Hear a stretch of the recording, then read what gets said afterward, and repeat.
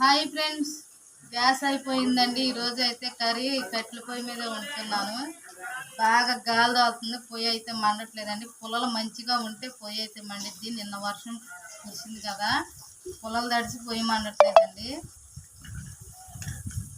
చాలా ఇబ్బందిగా ఉంది. పుల్లలు మంచిగా ఉంటే పొయ్యి అయితే చక్కగా మండిద్దండి. కూర అయితే తొక్కలు ఆడిపోతుంది. చికెన్ కూర ఏది చేస్తుందో ఏంటో మరి.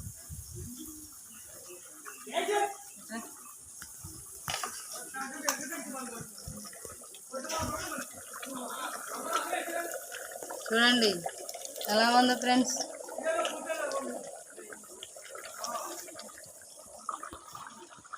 సరే ఫ్రెండ్స్,